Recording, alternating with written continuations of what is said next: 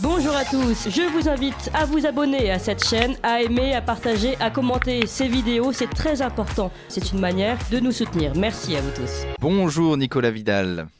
Bonjour mes petits loups progressistes, comment allez-vous? Mais très bien, depuis mardi, votre émission s'est très bien passée. Merci beaucoup, j'ai été heureux de prendre le relais de Clémence avec vous m'avez bien aidé, bien entendu, chers amis. Merci beaucoup, merci à vous. Alors, Emmanuel Macron a fait une incursion au marché de Rungis ce mardi 21 février. Alors, que faut-il en retenir ? Et oui, mon cher Corentin, Choupinet premier s'est levé très très tôt ce mardi matin, un peu comme vous, mes piou-piou progressistes, pour assurer cette belle et pétillante matinale orphelin de notre papesse de l'info piquante à tous, Clémence Oudiakova, qui profite de vacances bien méritées et à qui d'ailleurs, chers amis, on fait un très gros mimi.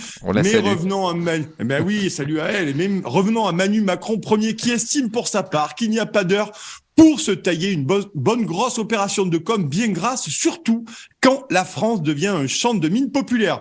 Effectivement, notre Choupinet national, qui dans son beau costume et sa grosse écharpe, est allé flâner, vous l'avez dit, dans les allées du marché de Rungis à l'aube ce mardi 21 février, à bord de son long convoi présidentiel version l'agence touriste, pas écolo pour un sou. Et une fois sur place, on lui a enfilé la tressaillante et officielle parka blanche du marché de Rungis à son nom. Allez voir les images, c'est formidable. Mais pour qu'il puisse sulfater, dépotron miner dans tous les sens et dans tous les coins son inique réforme des retraites et sa foutraque valeur travail.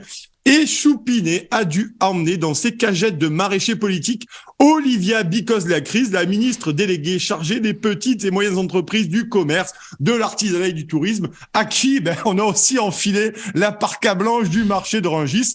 Et voilà que notre Olivia s'est traînée à 5h du mat derrière Macron dans les allées du marché, les cheveux en bataille, l'œil torve, avec une tête franchement, Corentin, qui semblait nous dire « Mais qu'est-ce que je fous là, bordel? C'est pas une heure pour venir à Rungis, quoi !»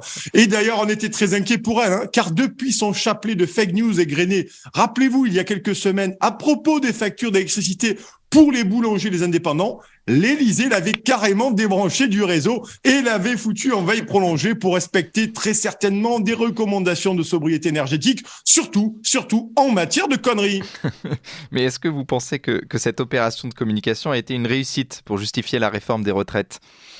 Alors moi, Corentin, je vais vous brosser le tableau, ça va être vite vu. Fermez les yeux une minute et propulsez-vous à Rungis. Alors vous avez Macron, la tête entre deux carcasses de veau, qui slalome entre une benne de foie de volaille et 10 kilos de tripou, et des dizaines de langues de bœuf qui pendouillent comme des lampions. Et derrière lui, Olivia Bicos-Lacrise qui bâille et qui grogne. Mais Macron, imperturbable, a répété inlassablement qu'il fallait travailler plus longtemps à des mecs, franchement, qui cassent de la colonne vertébrale de bœuf depuis 2h du mat au maillet et d'autres qui découpent à la machette Made in China des tranches sur des tons de 200 kilos avec des bras qui sont de la taille de mes cuisses. Alors vous comprenez aisément que même sans avoir fait l'ENA, que manifestement la subtilité de la valeur travail dans la bouche d'un ancien banquier conseillé par McKinsey a des chances de ne pas être saisi à sa juste valeur, surtout à 5h du mat dans les effluves de Graillon. Et ne comptez pas, les copains, sur le charismatique et sex symbole de la Macronie, Marc Fesneau, le ministre de l'Agriculture et de la Souveraineté Alimentaire, tout un programme d'ailleurs, ficelé comme un rôti à Olivia Bicos-Lacrise pour expliquer aux casseurs professionnels d'humérus de bovins toute la finesse de se péter le dos 2 ans de plus et la nécessité impérieuse de l'index des seniors. Et pourtant, on aurait pu penser qu'Emmanuel Macron aurait profité de sa venue à Rungis pour faire des annonces. Tiens, mon lapinou, tu as raison. Tiens, Macron en Rungis, c'est comme le slogan du loto.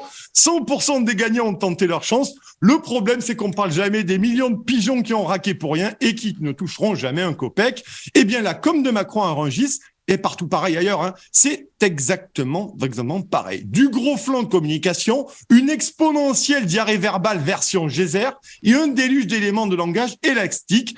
Et si on doit faire un florilège cette belle matinée, on a entendu des trucs comme valoriser le travail, faire que le travail paie mieux, mettre en place un chantier d'amélioration de conditions de travail qui passe par l'investissement. Enfin, vous connaissez la suite. Alors moi, je vous le dis, autant se grasser le cul avec une plume plutôt que d'écouter Macron. En tout cas, c'est dans cet épicentre de l'anatomie que doit finir cette réforme des retraites. Et je vous parie d'ailleurs ma retraite, que j'aurais peut-être pas d'ailleurs pour le coup, que Choupinet nous vendra sa réforme en bois en tapotant le fessier d'Ovalie, la vache égérie du salon de l'agriculture, dès ce week-end. Allez mes petits loulous, on prépare ses calicots et ses cordes vocales pour le 7 mars. Salut!